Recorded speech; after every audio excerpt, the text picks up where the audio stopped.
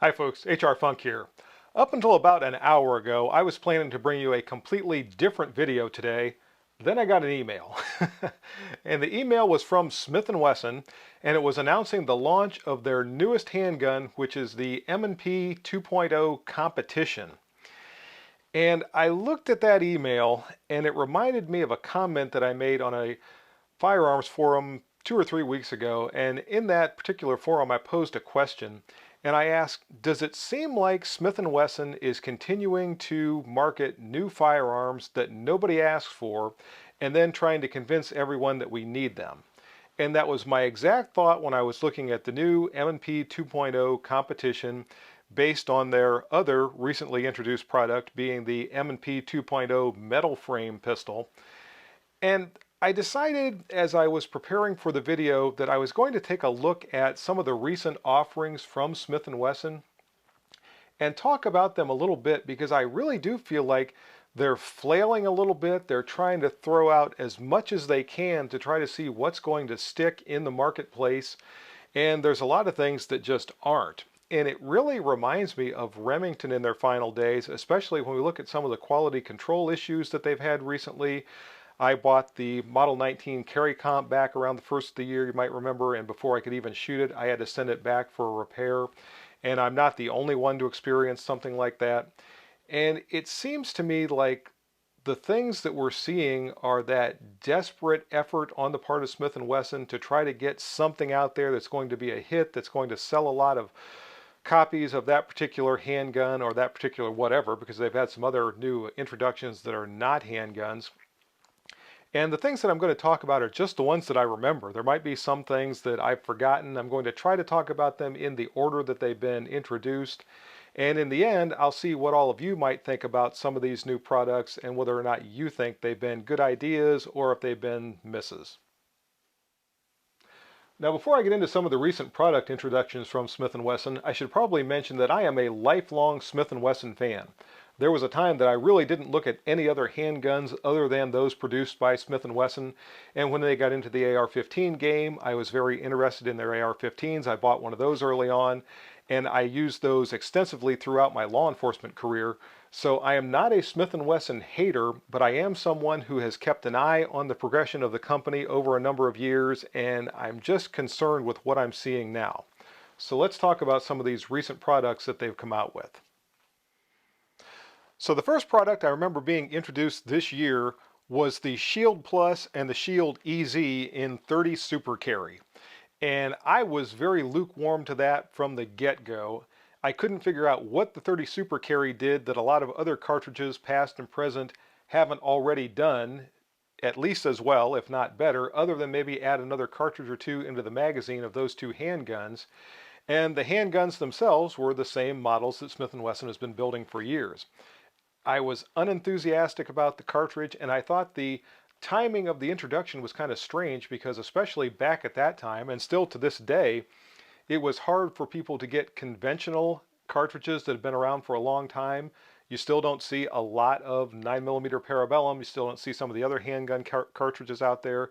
But now they were going to introduce this brand new cartridge, and that was going to be some popular thing in the market. And I don't think it was popular. I don't think it is popular. I can't remember the last time I heard someone mention that they had purchased one. So I think the 30 Super Carry in the Shield and the Shield EZ were just not very good ideas on the part of Smith & Wesson, but that was the first thing they threw out at the beginning of 2022 to try to get people excited about purchasing their products. The next product I remember being released was the CSX, which was supposed to be an homage to the Chief Special pistols that were produced in the late 1990s and early 2000s, like my CS9 here. And I don't think it was. It was definitely not any sort of faithful reproduction. It's a single action only pistol with a safety, whereas this is a double action first shot, single action for successful shot type of an action. And I think if Smith & Wesson really wanted to come out with something different, they should have come out with an updated version of the actual Chief Special pistols. By going with the CSX, they went to a compact single action only with a safety, And I think anyone who's looking for that type of a format is probably going to look at a small 1911 style pistol rather than going with something new with an unusual trigger design that I really didn't even think looked all that good. And again, I think this would have been a much better product to come back with, especially with the number of people that prefer appendix inside the waistband carry, that prefer a double action first shot with their handgun. The number of double action, single action, compact handguns out there is diminishing to the point that there's not very many left, and this might have been a great time to come back with something like this to target that market. But they didn't. They came out with the CSX, and in my estimation, that's another miss. Next, we got the M&P 2.0 chambered for the 10mm cartridge. Now, I have seen and heard people for years talk about how much they would like to have an M&P chambered for the 10mm. And that probably seemed like a great idea after hearing that for years and years from their customers, that they wanted that type of a handgun for Smith & Wesson to release a 10mm M&P. The problem, once again, is the timing. I don't know if anyone has priced 10mm ammunition lately, but it is expensive. I own two 10mm chambered handguns, and I only shoot them a couple of times a year because the ammunition is so expensive. And typically I hand loaded for that cartridge, but hand loading components are scarce, and if you do find them, they are extremely expensive. In fact, I just saw over the weekend some Black Friday sales, quote unquote, for 1,000 primers that were over $100 for a Black Friday sale.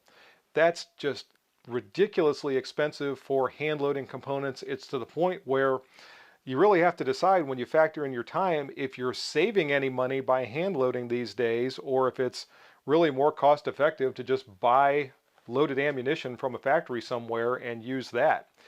I think introducing the 10mm M&P at this time was a mistake.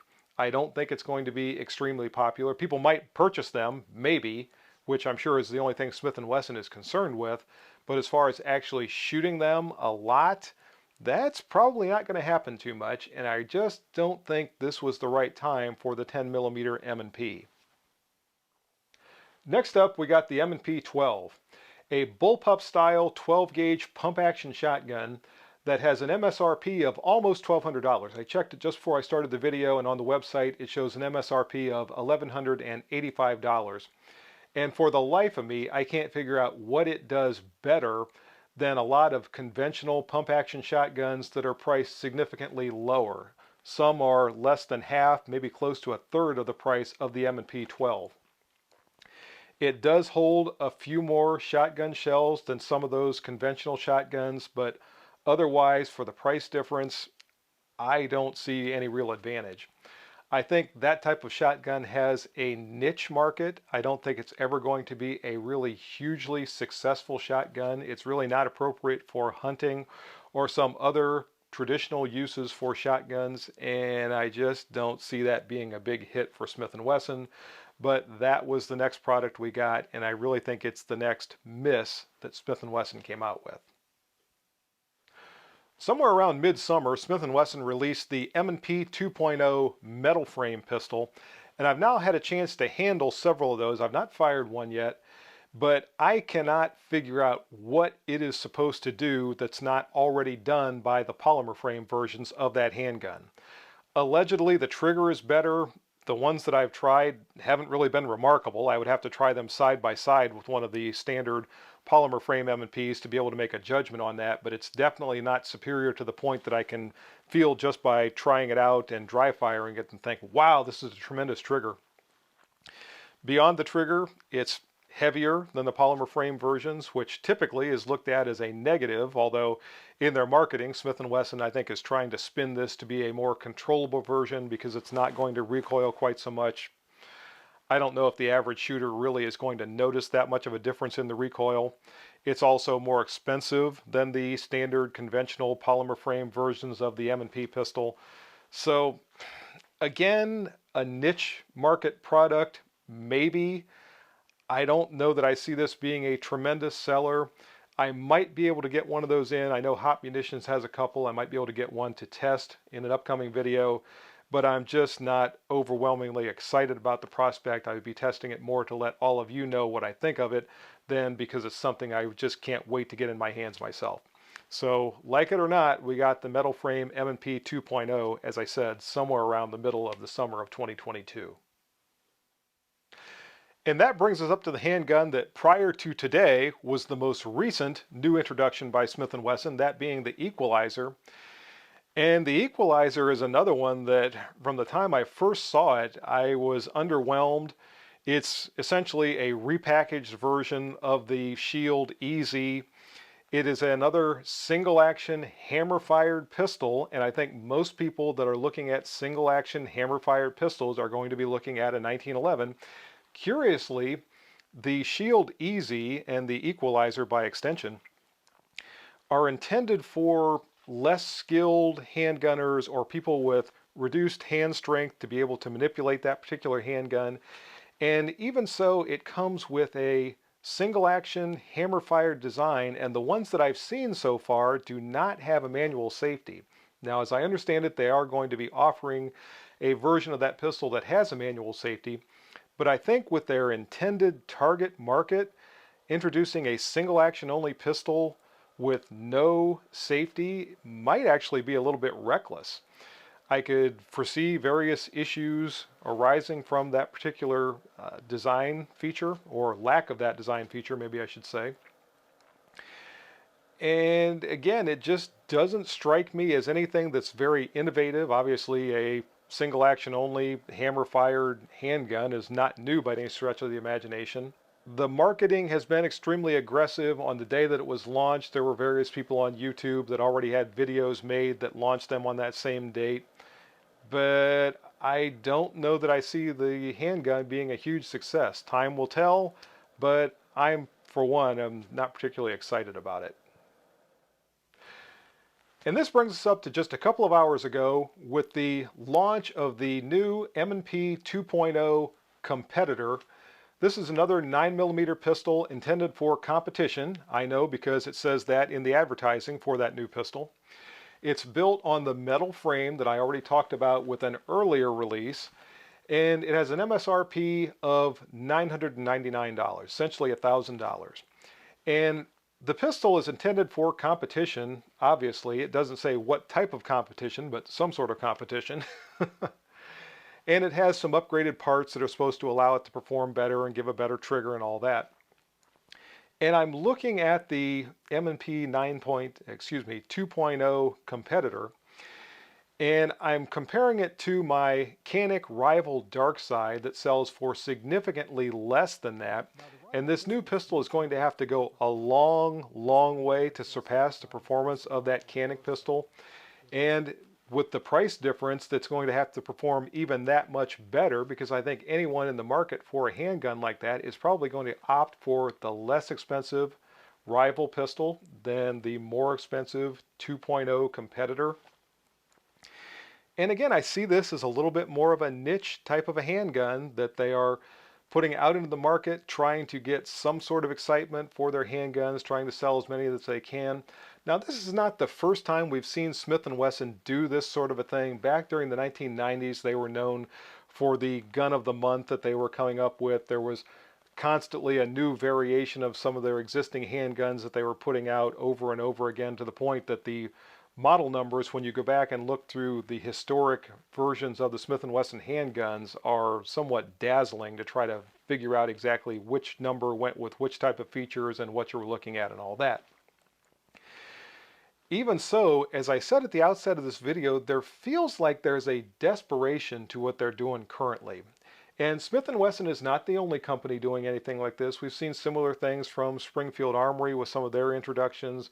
We've seen some similar things from Walther. We've seen Glock building the same pistol for 40 years, and then every 5 or 6 years making a design tweak or a change here or there, and then coming out and saying it's a new version of perfection when it's actually just the same pistol they've been building forever. And I understand marketing is intended to gin up excitement and promote sales, and all that is necessary to maintain a business in the firearms industry. But I just don't think we're seeing any real innovation, and I think we're seeing continual repackaging and, of course, price increases along the way without any real performance increase.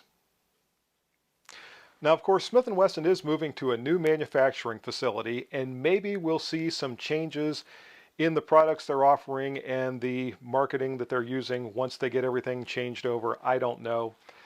But like I said at the beginning of this video, it feels a lot to me like Remington in their final days, when we're seeing QC issues, when we're seeing things that are being thrown out into the market, just desperately trying to get something that's going to be popular.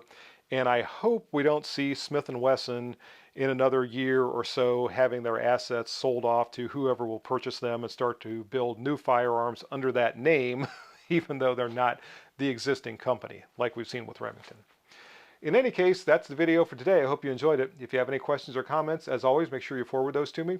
Remember, if you purchase anything from Optics Planet, be sure to use my discount code, which is... And if you use that discount code, it's good for 5% off your purchase from Optics Planet. Also remember the new discount code from Hot Munitions. If you go to Hot Munitions, you can find my discount code there, which is HRFUNK10, and that'll save you 10% off your purchase from Hot Munitions. See you next time, folks. And until then, good shooting. Bye-bye.